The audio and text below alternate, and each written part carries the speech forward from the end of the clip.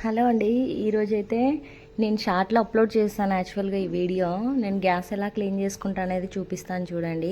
First అయితే ఒక గిన్నెలో వాటర్ తీసుకొని పింక్ సాల్ట్ వేసాను అనమాట. పింక్ సాల్ట్ ఏం లేదండి, నార్మల్ సాల్ట్ అయినా వేసుకోవచ్చు. నా దగ్గర అదే ఉంది, అదే వేసాను.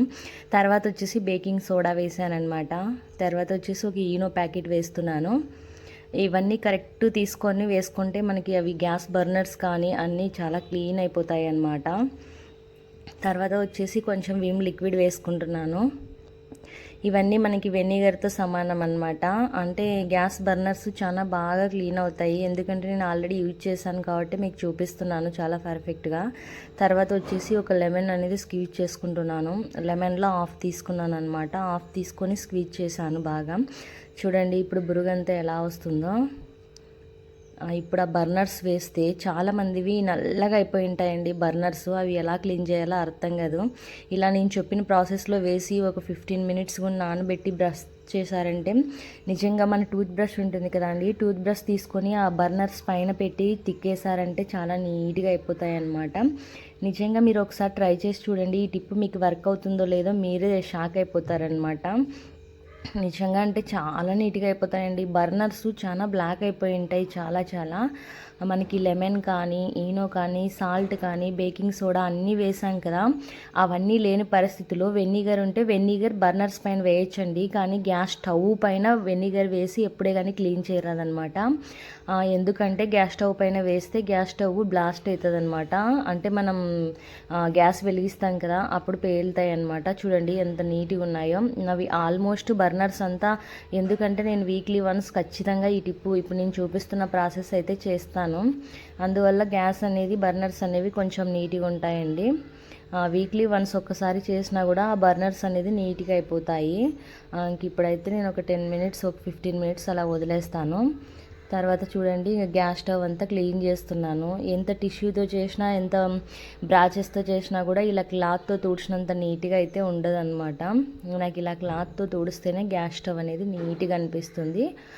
ఇప్పుడు గ్యాస్ స్టవ్ తుడుస్తున్నాను కదా, అప్పుడు కొంచెం విమ్ లిక్విడ్ మాత్రమే యూజ్ చేశానండి. వెనిగర్ అయితే నేను యూజ్ చేయలేదు. ఆ వెనిగర్ వేయడం వల్ల గ్యాస్ బ్లాస్ట్ అవుతుందంట, గ్యాస్ స్టవ్ వాళ్ళు నాకు చెప్పారనమాట. లేదైనా ఇప్పుడు మన పల్లెల్లో కొంచెం మనం ఎక్కువ సోప్ అయినా యూజ్ చేస్తుంటాం కదా, సోప్కి బదులు విమ్ లిక్విడ్ వాడితే కూడా గ్యాస్ స్టవ్ చాలా నీట్గా క్లీన్ అయిపోతుంది.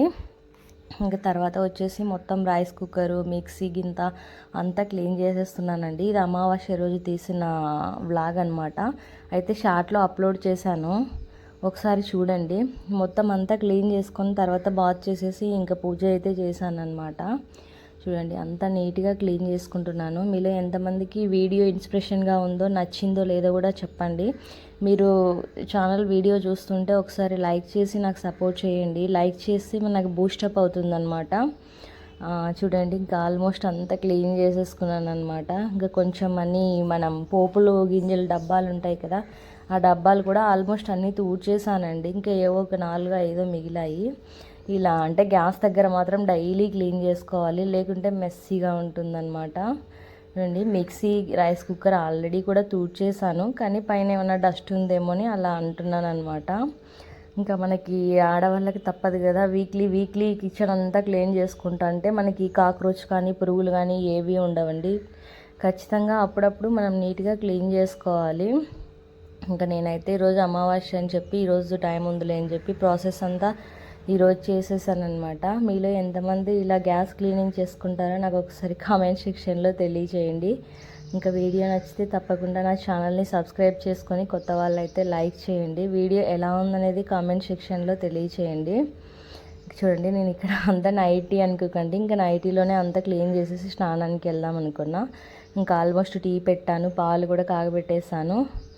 ఇంకా తర్వాత వచ్చేసి అయిపోయింది. ఇప్పుడు ఈ బర్నర్స్ అనేవి ఇంకా నానాయి అనమాట అన్నీ క్లీన్ చేసేలోపు. చూడండి ఆల్మోస్ట్ అంతా అయిపోయినాయి, క్లీన్ అయిపోయాయండి. ఇంక మనం బ్రష్ పెట్టాల్సిన పని కూడా ఉండదన్నమాట. చూడండి ఈ బర్నర్స్ మాత్రం ఖచ్చితంగా బ్రష్ పెట్టి క్లీన్ చేయాలి, ఏవైనా బ్లాక్ ఉంటే క్లీన్ అయిపోతాయి అన్నమాట. మీరు ఎంతమందికి ఈ వీడియో నచ్చిందో ప్లీజ్ నాకు కామెంట్ సెక్షన్లో షేర్ చేసేసుకోండి.